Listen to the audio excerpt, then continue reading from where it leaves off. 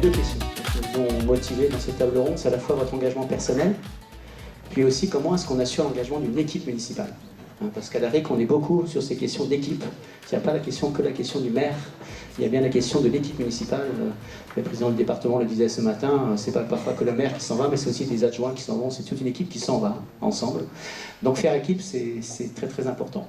Mais aussi l'engagement personnel, parce qu'être élu, c'est d'abord un engagement personnel. C'est aussi quand même fondamental. Donc, Madame Yannick, je vais commencer par vous. Voilà, je vais vous laisser vous présenter, puis surtout voilà, répondre à ces deux questions. Qu'est-ce qui vous a motivé à vous engager dans la vie municipale? J'aurais posé cette question il y a 20 ans. Croyez-moi que la question est encore plus complexe. Maintenant, peut-être que voilà, on a un retour d'expérience aussi. Et puis surtout, sur votre conseil municipal, de l'expérience que vous avez, voilà, qu'est-ce qui fait que l'équipe reste motivée, engagée? Ou est-ce que vous avez connu des gens qui peut-être s'éloignent de ce mandat? Merci. Eh bien, écoutez, merci de me laisser la parole. Donc, je suis Armelle Biani, donc je suis maire adjointe aux affaires scolaires et à la communication dans la commune de Mélac, donc une petite commune de 3500 à peu près habitants, 3480, à côté de Quimperlé, dans le Finistère. Qu'est-ce qui m'a poussé à m'engager? Dans un premier temps, je vais dire une rencontre, tout simplement. Une rencontre avec des personnes qui voulaient constituer la liste, et les têtes de liste en l'occurrence. Et ça a répondu aussi à un intérêt personnel de m'investir pour la commune, de pouvoir l'améliorer, contribuer au cadre de vie. J'avais notamment un projet en tête qui me tient toujours à cœur. C'était tout simplement de faire le constat que l'église avait besoin d'un petit coup de nettoyage extérieur. Et donc l'idée, ça a été aussi de porter ce projet-là, en dehors bien évidemment de tous les à côté de l'amélioration de la vie communale. Et ce qui m'a vraiment poussé aussi au final à m'engager, c'est le fait que les personnes avec qui sont entre guillemets venues me chercher, puisque voilà, c'est plutôt une démarche qu'on vient faire vers nous, ils étaient porteurs de mes valeurs en fait. Ça a tout de suite bien matché, la façon de voir les choses, la façon de les concevoir. Et c'est ce qui m'a vraiment incité à m'engager en fait dans ce mandat. Donc pour la précision, donc c'est un premier mandat en fait pour moi, et je suis pas passée, on va dire, par la case peut-être habituelle de conseillère municipale, et donc j'ai été tout de suite adjointe. Ce qui a été aussi une lourde tâche, parce que dans un contexte que vous connaissez tous, qui était quand même dans un contexte de Covid, et voilà, un mandat pas forcément évident. Alors, vous n'êtes pas obligé de répondre, mais si vous avez l'intention de vous représenter, ou si voilà, parce que voilà, il peut encore y avoir la réserve. Est-ce que voilà, est-ce que vous seriez prêt à dire aux autres, allez-y, suite à cette expérience? Ouais, tout à fait. Alors, moi, avec des hauts et des bas dans le mandat, en me disant, est-ce que j'y vais, est-ce que j'y retourne, est-ce que j'y retourne pas? Oui, effectivement, j'y retourne. Moi, je trouve que c'est une expérience extrêmement enrichissante. Enrichissante à titre personnel, parce que ça répond, en tout cas pour moi personnellement, ça a répondu à des envies de m'approprier d'autres connaissances que je n'ai pas forcément dans ma vie professionnelle. Ça m'a permis aussi d'avoir la satisfaction de voir les projets se monter et se finaliser, et de pouvoir aussi apporter une satisfaction aux citoyens. Ne serait-ce que dans le quotidien, en fait, de pouvoir échanger, de pouvoir parler. Il n'y a pas de petits et de grands projets, c'est d'être présente, et c'est ce qui me pousse effectivement à m'engager avec la même équipe, parce qu'on est toujours le porteur des mêmes valeurs, et c'est ce qui fait aussi qu'on est sur une cohésion.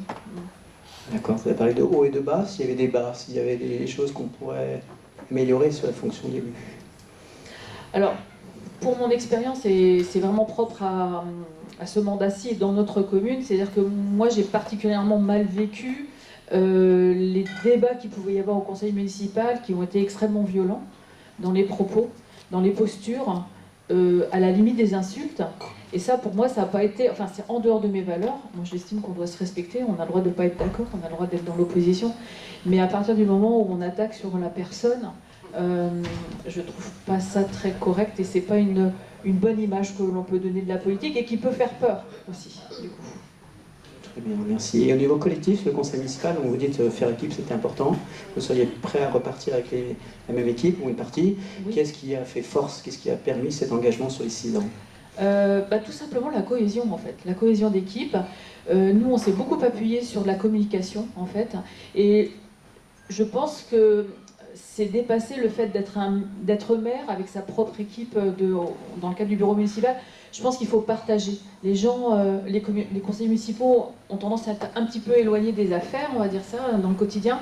Et on est dans une société qui demande aussi à être investie. Et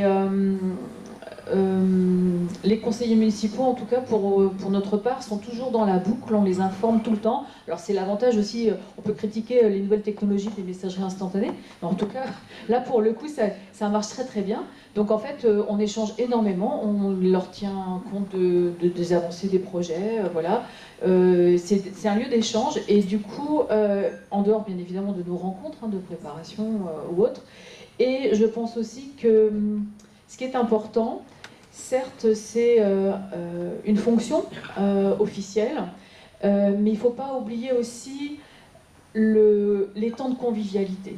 C'est aussi ce qui nous a réunis face à l'adversité aussi. Et on a fait des temps de convivialité, voilà, off. Et c'est ce qui fait aussi que ça permet aussi d'échanger d'une façon beaucoup plus sereine et détendue que dans le cadre d'un conseil municipal ou dans le cadre d'une préparation de conseil municipal. Merci pour ce premier témoignage. Et votre voisine, Pommery-le-Vicomte. Tout le monde ne va pas savoir où c'est, mais on va vous le présenter. Madame Le Saint, je vous laisse vous présenter également. Donc Florence Le Saint, donc maire de Pommery-le-Vicomte, donc une petite commune des Côtes-d'Armor, 1900 habitants, dans le triangle Lanvolon-Paimpol-Guingamp. Donc moi, l'engagement, comme on dit chez nous, les chiens font pas des chats, les canards font pas des oies. C'est un peu un héritage familial, dans le sens de l'engagement. Donc j'avais un père qui était très, très investi dans la vie municipale et du département, qui a joué avec le vieux renard que M. Couépel connaît très bien. Donc c'est sûr que voilà, ça rejaillit aussi forcément sur le vécu familial. Donc je suis plutôt après beaucoup investi dans les associations et dans le syndicalisme agricole. Et donc j'ai la chance de vivre et de travailler sur ma commune puisque je suis agricultrice. Donc voilà, j'ai aussi vraiment un rapport très proche avec ma commune. Et donc je suis engagée en 2014, donc on est venu me chercher. Alors comme on disait, c'est vrai qu'on vient souvent chercher, on échangeait tout à l'heure, on s'est empioché, on va dire, les personnes qui auraient envie d'aller s'engager parfois.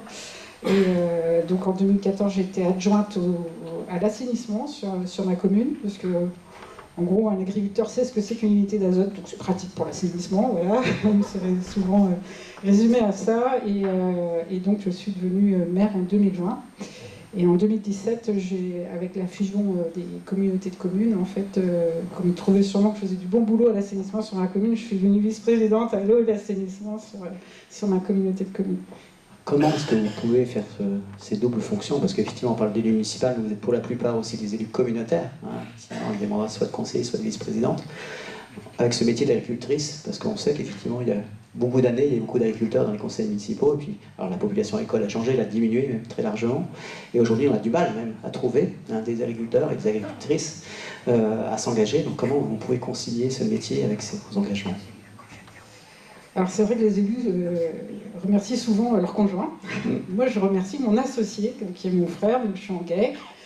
Donc déjà une structure qui permet aussi de se dégager du temps. Et c'est des enjeux qui sont partagés aussi avec lui pour justement pouvoir mener aussi bien du temps associatif que du temps d'engagement d'élu. Donc forcément, on fait appel à du salariat. C'est vrai, un partage, je vais tout le matin au boulot. Donc ça, c'est puisque je suis de garde, par exemple, ce week-end. Donc, on bosse dans le vivant, donc on ne peut pas se dire qu'est-ce qui se passe aujourd'hui, jeter à manger aux vaches, des vaches laitières en plus. Donc forcément, il faut toujours être branché.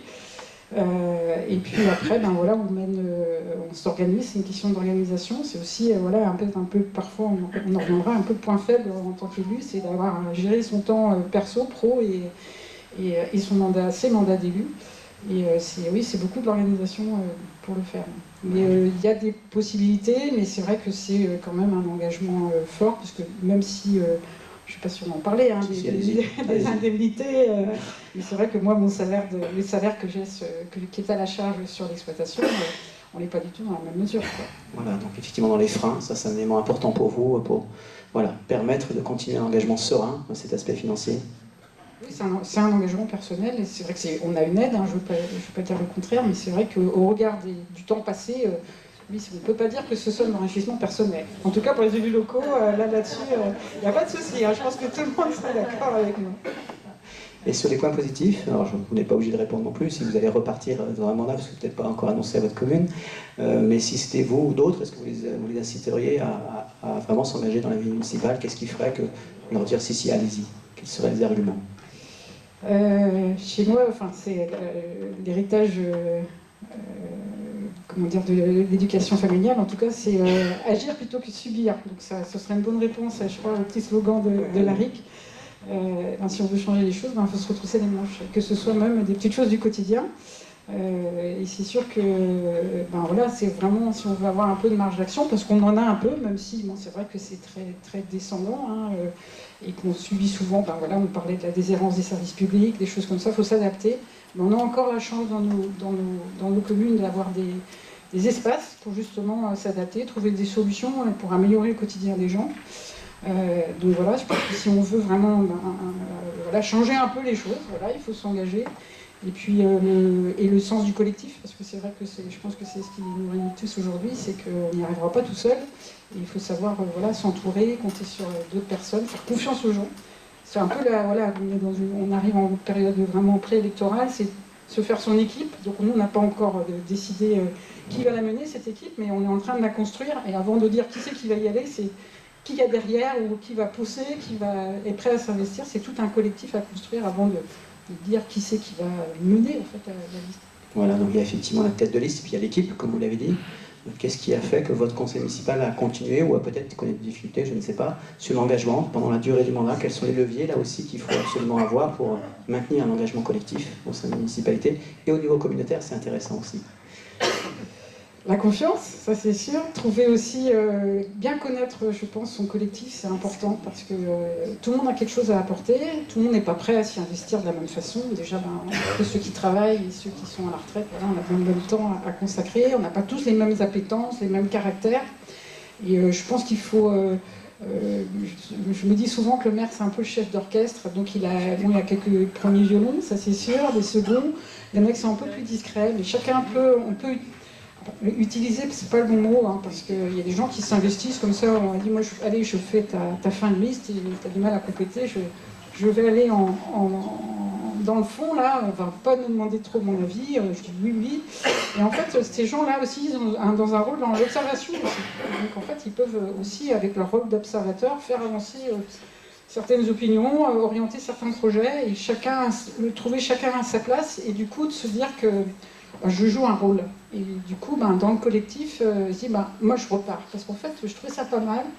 Et c'est un peu le rôle du... Là, le rôle du maire, je pense, c'est d'essayer d'enclencher, faire que tout le monde se sente bien, que c'est pas trop... c'est bien ressenti, c'est pas... on ne traîne pas les pieds, il y a réunion de conseil ce soir, je suis mieux dans mon canapé, non, j'ai envie d'y aller, on va me demander mon avis compte. Et puis bien sûr, on a par contre, on essaie de s'entourer d'élus qui vont aussi vraiment nous porter des projets pour aussi alléger la charge. On n'est pas tout seul, et c'est vrai que sinon on se plombe vite aussi en tant que maire. Merci pour ce témoignage, Madame Lucin. Nous allons aller maintenant dans le Morbihan. Oui, on continue notre tour de Bretagne. Madame Ourmand, je vais aussi vous laisser vous présenter, et puis un peu même question aussi, qu'est-ce qui vous a amené à vous engager dans la vie municipale?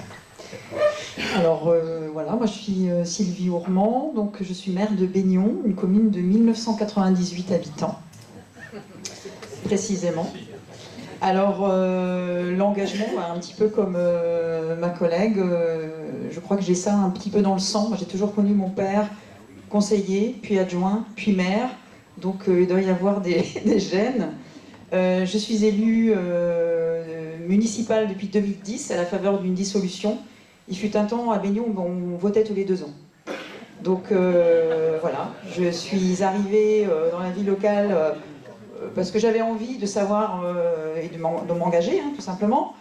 Et puis en 2014, la question s'est posée de me présenter, d'y aller toute seule, de me présenter face au maire sortant. Je pensais que j'étais pas encore assez mûre, Et en 2020, j'y suis allée. Je me suis présentée face à l'exécutif sortant. Voilà, donc j'ai construit mon équipe. Je suis partie de rien, vraiment, de zéro. Et puis, on a réussi, à la faveur d'une campagne millimétrée, avec des valeurs communes et partagées.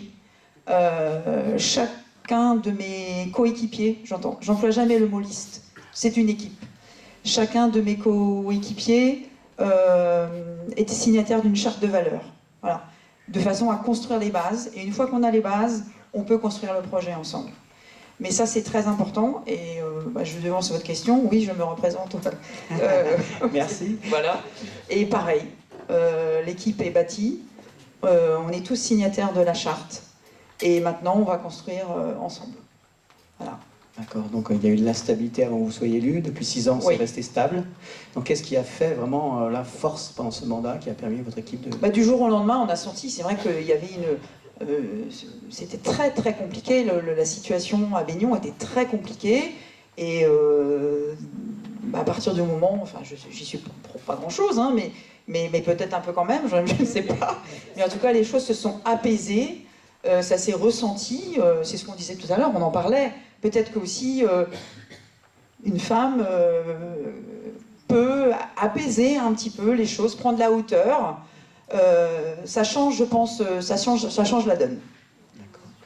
Et sur votre engagement entre vie professionnelle, vie personnelle, alors, vie d'élu, les planètes étaient alignées en 2020, c'est-à-dire que les enfants étaient grands, c'est aussi un paramètre important pour moi. Donc c'était une charge mentale en moins, quelque part. Mon employeur me permettait de prendre un temps partiel, donc ça aussi c'était important, donc tout était vraiment aligné en 2020 pour y aller.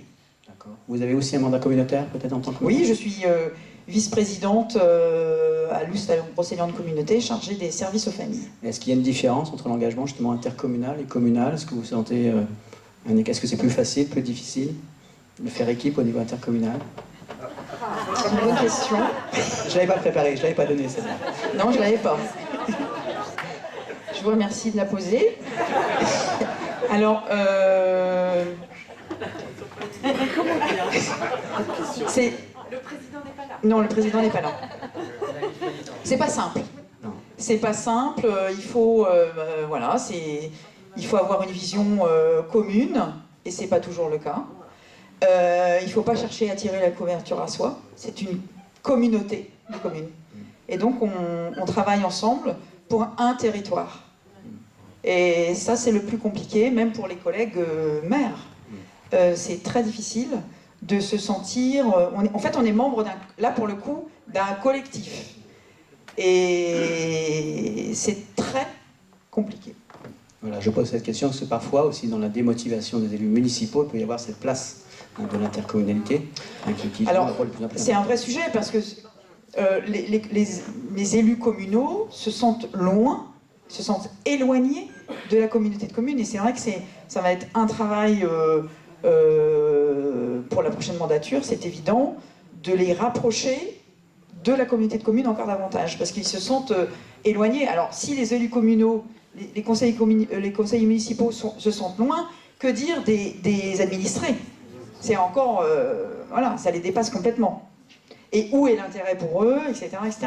Donc il y a un vrai travail de pédagogie et de communication à faire de notre côté, c'est sûr. Merci pour cette sincérité et voilà, et ces réponses. Et pour terminer la locale de l'étape, je ne vous dirai pas pourquoi elle est locale, mais elle va peut-être le dire pourquoi elle est vraiment locale. Elle va être obligée de le dire. Locale de l'étape, à la fois elle est locale, et puis depuis quelques mois maintenant aussi sénatrice. Et l'actualité nous va bien, puisque vous avez eu à rapporter effectivement la proposition de loi sur le statut de l'élu, donc c'est pour ça que je vous ai gardé pour la fin, parce que vous nous direz un petit peu où on en est. On attend, nous, au niveau de la RIC, et on ne vous le cache pas, hein, depuis des années, mais pas simplement depuis des mois, mais depuis des années qu'il y a des améliorations sur le statut de l'élu, parce que c'est une condition essentielle, hein, pour faire vivre la démocratie locale. Mais peut-être, en tant qu'élu local, Madame Patru, alors on se croise parfois sur les terrains de foot, hein, je ne se le cache pas. Voilà. Mais, voilà, comment vous êtes engagé? Est-ce que vous pouvez rappeler votre engagement, pourquoi vous y êtes allé et quel retour vous en faites? Bon, merci Jean-Michel. Bonjour à toutes et à tous. Alors, je suis la locale de l'étape puisque je suis née à Saint-Main. Voilà, j'ai fait partie de la dernière vague des naissances à la maternité des sœurs de Saint-Main. Donc voilà, voilà pourquoi je suis la locale. Tu veux qu'on joue à ça, Philippe? Alors, mon engagement, moi, il date de 2014, puisque j'ai été élue en 2014 avec la liste de Patricia Cousin à Plumluck. Donc, Plumluck qui est une commune qui vient de passer au-dessus des 3500 habitants. J'ai été élue adjointe en 2014, puis maire en 2020. L'origine de l'engagement, je partage ce qu'ont dit mes collègues tout à l'heure, il y a un facteur génétique. Je pense que voilà, personne ne pourra démentir que je suis issue d'une famille qui a toujours été engagée, et notamment engagée associativement parlant. Et derrière, j'ai d'ailleurs fait des AG ici, dans cette salle-là, à un âge assez jeune, dans le club de handball de Saint-Main. Et derrière, l'habitude étant prise, je suis arrivée à Plumluck, je me suis engagée au sein de l'OGEC de l'école, de la très célèbre fête de la fraise à Plumluck, qui a fait que derrière, comme mes collègues, les gens qui sont sur les listes municipales se disent là on a du potentiel, donc on est venu me chercher sur ce sujet. Je pense que vraiment il y a une appétence initiale qui est indéniable, et puis derrière on prend goût, on prend goût au travail collectif, au fait de faire avancer les dossiers, et puis à l'épanouissement. C'est un véritable épanouissement, et je le dis pour ceux qui s'interrogent encore sur un futur engagement municipal ou prendre des responsabilités exécutives. C'est avant tout hyper épanouissant, faut se le dire, parce que on fait de belles rencontres, parce que on a vraiment une envie de travailler ensemble, de voir aboutir des dossiers, et puis on s'élève énormément. C'est-à-dire qu'on apprend sur un très grand nombre de sujets, et c'est ça qui est assez incroyable. D'accord, alors même question aussi sur l'aspect communal et intercommunal. Est-ce que vous avez le même vécu que votre voisine, ou est-ce que vous avez un vécu un peu différent? Je pense que chacun a des vécus très différents sur le sujet. C'est très lié, je pense, alors déjà à la gouvernance, à la taille de l'interco. Aujourd'hui, je ne vais pas parler pour la métropole, mais je pense qu'entre une communauté de communes, moi, c'est une interco de 26 000 habitants, avec 8 communes. Bon, on se connaît tous. Dans le pacte de gouvernance, tous les maires sont dans le bureau communautaire. Ça change quand même un certain nombre de choses. Il y a quand même pas mal de débats sur ce sujet, sur comment bien faire fonctionner les intercommunalités. Et on était plusieurs dans la salle à être présents au congrès des intercommunalités de France à Toulouse la semaine dernière. Il y a un vrai sujet là-dessus. Par contre, il faut absolument engager nos élus municipaux dans les commissions communautaires. Et aujourd'hui, et je regarde Philippe qui est président de l'Interco ici, voilà, il y a de l'ouverture qui est faite pour l'ensemble des élus municipaux sur les différentes commissions intercommunales, et puis c'est comme ça qu'on va réussir à les accrocher. Alors effectivement, parfois on a du mal, il y a un petit peu de déperdition au fil du mandat, faut pas se le cacher, mais c'est aussi un défi. Peut-être qu'avec l'expérience, on se dit, bon, on a réussi à bien accrocher nos élus municipaux, le défi du deuxième mandat, ça va être de les faire s'investir encore plus dans le mandat intercommunal, qui aujourd'hui a des compétences extrêmement nécessaires dans le cadre de nos fonctions, des compétences extrêmement techniques. Je suis très admirative parce qu'avoir la compétence eau et assainissement sur les intercos, c'est pas la plus facile, et c'est un vrai challenge. Je ne veux pas effrayer tous ceux à qui on va proposer eau et assainissement, mais c'est un véritable élément. Mais il y a aussi des services qui sont complètement en lien avec nos habitants. Je pense à la petite enfance. Ça, c'est clairement un sujet sur lequel on est en lien direct avec les habitants, et chez nous, c'est l'Interco qui l'apporte. Donc voilà, il faut vraiment qu'on essaie de présenter à nos colistiers, au moment où on crée notre équipe, notre collectif, qu'il y a aussi un investissement à avoir au sein de l'Interco. Voilà, on y arrive, on n'y arrive pas. En tout cas, il faut mettre l'énergie pour aboutir sur ce sujet-là. Ouais. Alors maintenant, je vais interroger la sénatrice. Allez. Voilà, je vais en profiter forcément, parce que l'actualité est là et on en parle tous les ans. L'AG de la RIC, il faut absolument, Madame la Présidente, il faut absolument qu'on revoie le statut de l'élu, parce qu'on va avoir une vraie difficulté quand même à terme si on ne bouge pas. Donc vous étiez au Sénat cette semaine, parce que je regarde LinkedIn 2 fois et je vois des posts, et donc j'ai pu voir que ça y est, ça repartait sur c'est long parfois la loi à se construire, au Sénat, à l'Assemblée, à nouveau au Sénat.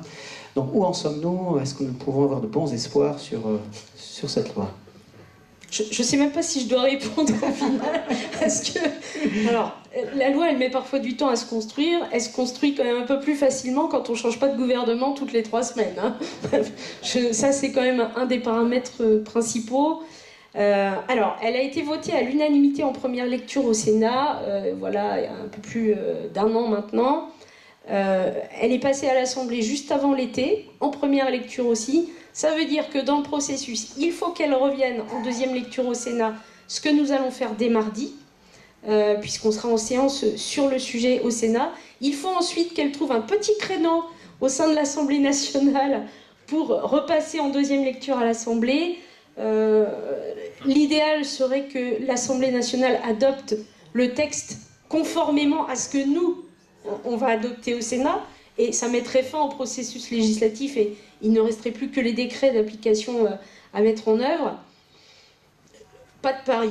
Enfin, si je veux bien parier, mais une frestagada, pas plus. Je pense qu'il ne faut pas faire de pari. C'est vrai que si derrière, on a trouvé en plus un créneau important pour l'Assemblée, enfin, en termes de timing, plus une CMP, une commission mixte paritaire,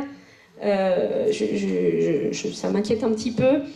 L'objectif étant vraiment, et là le gouvernement là-dessus, le Premier ministre Le Cornu l'a dit plusieurs fois, il veut absolument que cette proposition de loi soit adoptée avant les municipales de 2026. On est sur le chemin, je ne vais pas vous garantir qu'on va y arriver, mais on est sur le bon chemin. Et sur les grands axes, même s'il y a des amendements, on est d'accord, mais ça va peut-être bouger, mais il y a une unanimité quand même, il y a un premier vote, donc on peut espérer que ça ne bouge pas trop. Est-ce qu'on peut donner 2-3 axes, notamment celui sur la formation, donc qui nous intéresse en premier lieu, mais il n'y a pas que ça. Vous avez vu qu'on est aussi sur les accompagnements, la question de la reconversion professionnelle est un enjeu très très important. Ouais. Est-ce que vous pouvez nous synthétiser les 4-5 axes Il y a 3 axes principaux sur cette proposition de loi. Le premier, c'est l'augmentation des indemnités des élus. On l'a dit, je ne sais plus qui l'a dit tout à l'heure, mais on va pas, quand on est élu, on ne le fait pas pour s'enrichir financièrement, personnellement. Ça va peut-être en décevoir certains dans l'Assemblée, mais voilà. Donc il y a un axe là-dessus, sur les indemnités. Il y a un axe sur les conditions d'exercice du mandat, c'est-à-dire faciliter, permettre via des remboursements, par exemple de frais de garde, des formations, la mise en place de formations diverses et variées, ça c'est important. Et puis il y a un axe aussi sur la sortie de mandat qui est importante, avec une valorisation de l'expérience automatique, pas seulement pour les exécutifs, mais pour l'ensemble des conseillers municipaux. Et je pense que c'est complètement logique. Un conseiller municipal, un adjoint ou un maire, n'importe qui s'engage aujourd'hui dans un mandat d'élu, va en sortir avec beaucoup de choses apprises et va pouvoir s'élever. Donc on a beaucoup de choses là-dessus, il y a des histoires de conflits d'intérêts, on essaie aussi d'éclaircir la loi sur les conflits d'intérêts qui parfois peuvent être quand même problématiques lorsqu'on est investi sur plusieurs mandats. Voilà. Et donc sur les formations, l'objectif est de permettre l'ouverture à plus de formations que ce qui est permis aujourd'hui. On a aussi un volet sur, je réfléchis, oui, sur la bonification des trimestres de retraite. C'est-à-dire qu'aujourd'hui, il y a différents sujets là-dessus. On a eu un sujet sur l'engagement des sapeurs-pompiers volontaires. Il y a une adaptation qui est prévue dans le cadre du statut de l'élu, avec un trimestre de retraite qui sera affecté à partir du moment où on a fait un mandat exécutif. Dans la limite de 2, donc je parle à l'Assemblée là, un mandat complet de maire ou d'adjoint, c'est un trimestre de retraite cotisé en plus, un mandat de vice-président, d'exécutif, de communauté de communes ou de président de communauté de communes, c'est aussi un trimestre de retraite supplémentaire. Donc avec quand même, et là je le dis pour ceux qui sont plus expérimentés, une rétroactivité pour tous ceux qui n'ont pas encore liquidé leur trimestre de retraite. Donc voilà.